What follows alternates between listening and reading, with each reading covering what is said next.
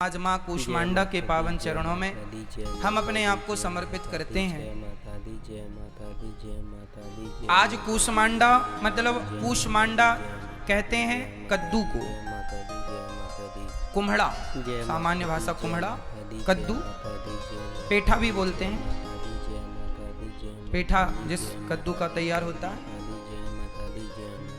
आज के दिन माँ को बलि चढ़ती है, काहे की? कद्दू की। हमारी माँ को, उनको कद्दू पसंद है, कद्दू चढ़ना। तो लोगों ने उसकी परिभाषा ही बदल दी। आज माँ को लोग कद्दू ना चढ़ा के बकरा चढ़ाते हैं। उनको लगता है बलि का अर्थ ये है कि बकरा काटो, ये बलि नहीं है। बलि का अर्थ है माँ को चौथे दिन कूष्मांडा कहा गया है, उसका अर्थ है माँ भगवती को बलि। कौन सी बलि?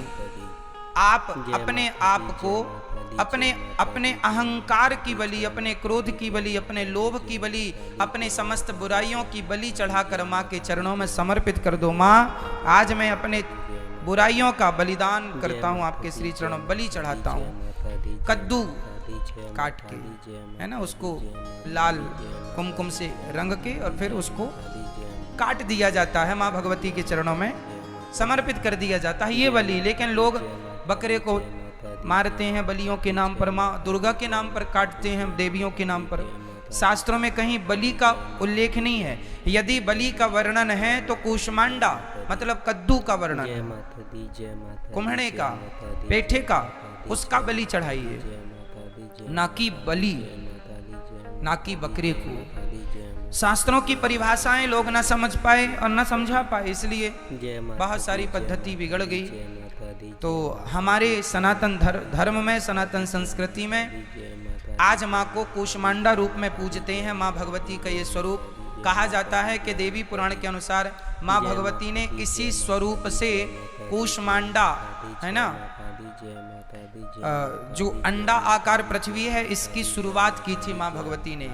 शक्ति तो माँ ही होती है ना, तो शक्ति के बिना, जैसे पहले राधा जी आई फिर श्याम सुंदर आए, बिना राधा के कृष्ण आधे हैं, अधूरे हैं। जैसे बिना शक्ति के शिव अधूरे हैं, इसलिए शिव जी को अर्धनारीश्वर कहते हैं। भगवान शिव को आपने देखा होगा, आधा पुरुष आधा स्त्री।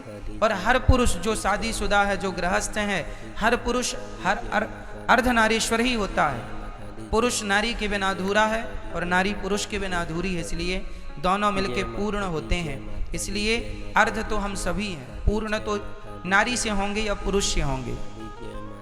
तो माँ भगवती ने सृष्टि को उत्पन्न करने की शक्ति देने वाली ब्रह्मा जी को आज माँ भगवती है। भगवती मतलब साक्षात माँ लक्ष्मी, जिन्हें श्री कहते हैं। तो माँ भगवती हम सबको सृष्टि उत्पन्न करने की शक्ति दें। सृष्टि केवल ब्रह्मा जी उत्पन्न नहीं करते, आप लोग भी अपनी संतति उत्पन्न करते हैं, अपना भी घर बनाते हैं, आप भी अपने लिए व्यवस्थाएं संजोते हैं, वो भी एक सृष्टि ही है, छोटी सी आपके हिसाब की। तो उस शक्ति को करने की शक्ति कौन देगी? शक्ति नाम ही शक्ति मतलब दुर्गा, मतलब कूष्मांडा। तो माँ भगवती जिनकी शक्ति से हम ये संसार को आगे बढ़ाएं, वो शक्ति है भगवती, है माँ लक्ष्मी। आप कूष्मांडा बन के हमें वो शक्ति प्रदान करें, जिससे हम संसार को आगे बढ़ाएं, हम अपनी संतति को आगे बढ़ाएं। इसलिए कूष्मांडा स्वरूप का आज पूजन होता है।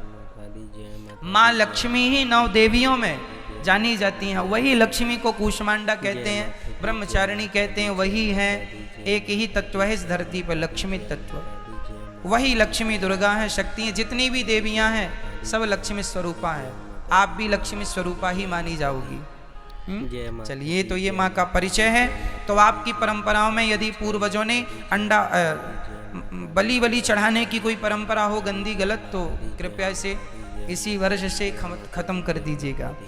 हमारी माँ, हमारे वेद अहिंसा ही परमो धर्मा की बात करते हैं। हमारे यहाँ किसी की हत्या नहीं की जाती।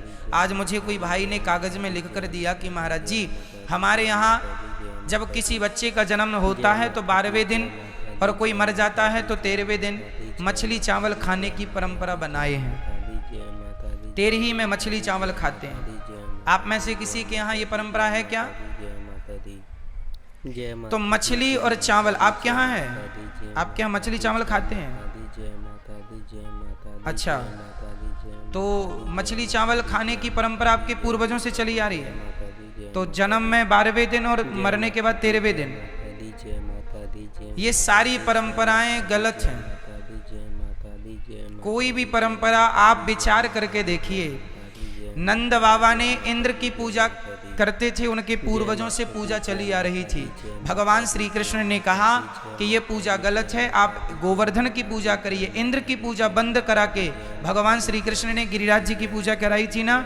उसी प्रकार अपने स्वाद के लिए, अपने स्वार्थ के लिए किसी जीव की हत्या करना कहीं जायज नहीं है, कहीं नहीं लिखा। इसलिए ये गलत परंपराएं तुरंत इन्हें खत्म की जाएं।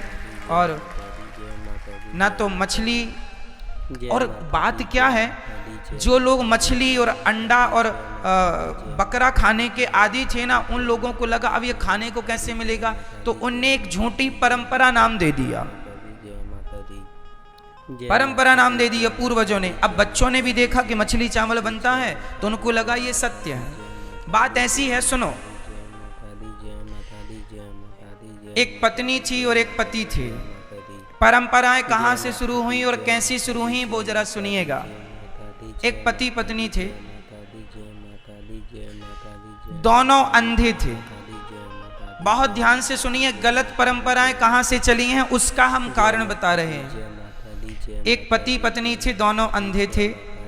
दोनों का एक बेटा हुआ, बेटा बड़ा अच्छा था, उसकी आंखें थीं। अब जब एक दिन पत्नी भोजन बनाए, वो अंधी पत्नी, फिर भी आदमी ना भले अंधा हो पर अपने घर में रहता रहता घर के तौर तरीके सीख लेता, कहाँ बाथरूम है, कहाँ रसोई है, कहाँ आटा है, कहाँ दाल है, वो सब तो उनको आदत थी। तो वो अपना रोज महिला जो अंधी थी वो आटा गूंथे और रोटी बनाए। एक दिन उसके चौका में, चौका मतलब रसोई, एक दिन उसकी रसोई में बिल्ली आ गई, और बिल्ली आई तो सारा दूध पी गई। अब उसने कहा, सुनो जी, अपने अंधे पति को बुलाया, यहाँ आओ। ये बिल्ली आती है, हम तो दोनों अंधे हैं, पता नहीं कब आ जाती है, कब पी जाती है, और ये यहाँ आके बड़ा परेशान करती है। सुनो, जब तक हम भोजन बनाए ना तब तक आप यहाँ बैठे ये लाठी पटकते रहना। तो उसने एक फटा सा बांस दे दिया, वो रसोई में ऐसे फट फट फट पटकता रहा, अंधा इसलिए क्योंकि वो देख तो सकता नहीं था, तो अब बिल्ली आएगी नहीं क्योंकि आवाज है। तो उसने बिल्ली के लिए फटा बांस पटकना शुरू कर दिया। अब जितनी देर वो भोजन बनाए, वो अंधा द्वार पर बैठे और बस बांस पटके फट फट फट ऐसे। अब उसका बेटा बड़ा हुआ, बेटे ने देखा कि भाई मम्मी जब भोजन बनाती है तो पापा, पिताजी बांस पटकते हैं। उसकी शादी हुई, उसकी दुल्हन आई, तो जब वो भोजन बनाने गई तो ये भी द्वार में बैठ गया और वही बाप का बांस लेके पटकना शुरू किया। तो पत्नी ने कहा, क्यों जी, क्या कर रहे हो?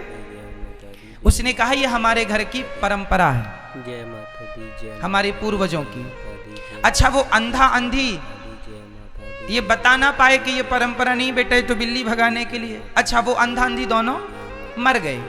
अब जब मर गए तो ये बेटा वो परंपरा फॉलो कर रहा है। पत्नी रोज जब भोजन बनाए तो ये अपना काम धाम छोड़ के द्वार पर बैठा रहा, उसको लगे हमारी ये परंपरा है, इससे हम लोग सुरक्षित रहेंगे, नहीं बजाएंगे तो कहीं देवी देवता नाराज ना हो जाएं। अब देखो मन की कल्पनाएं चालू हो गई। अब वो उसका बेटा हुआ, तो फिर उसने बैठ के बताया, सुनो, जब तुम्हारा शादी हो और पत्नी आवे तो जब भोजन बनाए तो भले तुम 10 मिनट पर यहाँ ये बांस फटा वाला है, ये पूर्वजों से चला रहा है, ये बजाना, ये पटकना फट फट ऐसे।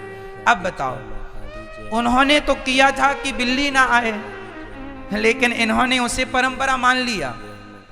उसी तरह आपके पूर्वजों में कुछ लोगों को मांस खाने की आदत ज्यादा थी, तो उनने मांस खाने का बहाना ढूंढ लिया कि शादी विवाह में एक परंपरा बना दो कि ये तो खाना ही पड़ेगा, इसी बहाने उन लोगों को खाने को मिल जाता है। और वो परंपरा के नाम पे आप लोग सदा चलाते चले आ रहे हैं, क्योंकि आपको लगता पूर्वजों की है। अरे एक जो गलत परंपराएं हैं जिनका कोई साइंटिफिक रीजन नहीं है, वो गलत परंपराएं हमें बंद करनी चाहिए। हमारे शास्त्र पूरे साइंस की कसौटी में खरे उतरते हैं। जहां साइंस काम कर जाए वो हमारा धर्म है, बिना साइंस के धर्म हमारा नहीं है। हर बात हमारे सनातन धर्म की साइंटिफिक होती है, साइंस से मैच करती है। हर बात का मैं उत्तर साइंस के ढंग से आपको दे सकता हूं। बकरी मारने का कोई तर्क नहीं, किसी की हत्या अपने स्वाद के लिए, अपने स्वार्थ के लिए करना ये ठीक नहीं है। तो समझ में आए गलत परंपराएं कहां से चालू होती हैं। इसका एक दूसरा उदाहरण भी है। एक गुरुजी थे, गुरुजी का एक चेला नया नया भर्ती हुआ। अब गुरुजी के पास एक कुत्ता था। अब गुरुजी जब भी ध्यान में बैठे तो कुत्ता पास में आके बैठे, और गुरुजी का जो पूजन का पानी था, उनका जो झोली माला थी, वो चाटने लगे। तो गुरुजी बोले राम राम। अच्छा, वो तो साधु थे, कुत्ता ठीक है भाई, लेकिन ये चाट रहा है हमारा बर्तन, ये ठीक नहीं। तो गुरुजी क्या करें, रोज पूजा शुरू करने से पहले वो कुत्ता को पीपल के पेड़ में बांध, वहीं पीपल लगा था, तो पीपल के पेड़ में वो कुत्ते को बांधते। अब चेला देखता कि गुरुजी रोज पूजा करने के पहले कुत्ते को बांधते हैं, और कुत्ते को बांध के फिर ध्यान लगाते हैं। तो चेले ने समझ लिया अपने ढंग से कि जब तक कुत्ता नहीं बंधेगा तब तक ध्यान नहीं लगेगा। अब गुरुजी तो ध्यान लगाते लगाते एक दिन मर गए। अब चेला, अब वो कुत्ता भी मर गया, तो उसने गली का कोई कुत्ता पकड़ लिया। वो कुत्ता पकड़ के ले आया, बोले अब मैं ध्यान लगाने बैठा हूं, पहले गुरुजी यहाँ पीपल में इस कुत्ते को बांधे, मैं भी बांधूंगा। तो वो कुत्ते को पीपल में बांधे, फिर ध्यान लगाए। अब वो भी रोज परंपरा बनाए और अपने चेलों से कहे सुनो, ध्यान तब लगेगा जब कुत्ता पीपल में बंधेगा। तो परिणाम क्या हुआ, फिर वो परंपरा चालू हो गई। मतलब कोई और छोर नहीं है, कोई सिरपाव नहीं है बातों का, लेकिन फिर भी चूंकि पूर्वज करते रहे तो हम भी करेंगे। तो कुछ हमारे समाज में, हमारे सनातन धर्म में कुछ लोगों के यहाँ गलत परंपराएं हैं। उन गलत परंपराओं का हमें, आज की आप युवा पीढ़ी हैं, आज के आप सत्संगी हैं, आप इन गलत परंपराओं का खंडन कीजिए। और बुजुर्गों ने जो चालू किया है वो कोई सिरपाव नहीं है, उन परंपराओं का कोई तर्क नहीं है उनका। किसी की हत्या किसी भी देवी देवता को प्रसन्न नहीं कर सकती।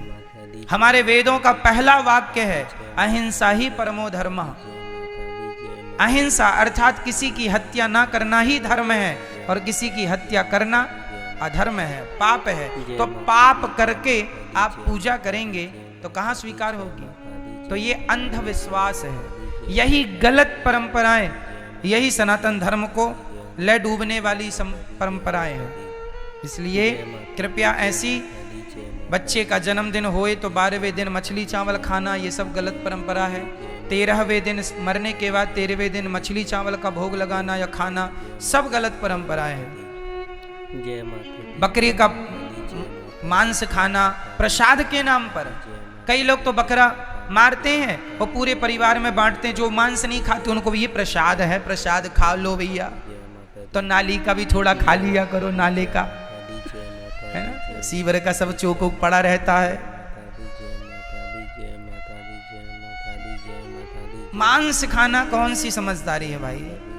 किसी जीव की हत्या अपने स्वाद के लिए करना, ये बिल्कुल, शास्त्र इसकी कोई परमिशन नहीं देता। आप शास्त्र विरुद्ध काम करेंगे तो शास्त्र विरुद्ध काम करने वाले को ही घोर नरक जाना पड़ता है। शास्त्र विरुद्ध काम करने वाले को घोर नरक जाना पड़ता है। इसलिए कदापि ये गंदी हरकत ना करें, गंदी बातें, गंदे परंपराओं का बहिष्कार करें। नमस्कार भक्तों, तो आशा है मुझे कि आप कुष्मांडा माता जी की कथा को अच्छे से समझे होंगे और अच्छे से सुने होंगे। और अगर आपको हमारी वीडियो अच्छी लगी हो तो हमारी वीडियो को लाइक कीजिए, ज़्यादा से ज़्यादा शेयर कीजिए और हमारे चैनल को सब्सक्राइब कीजिए।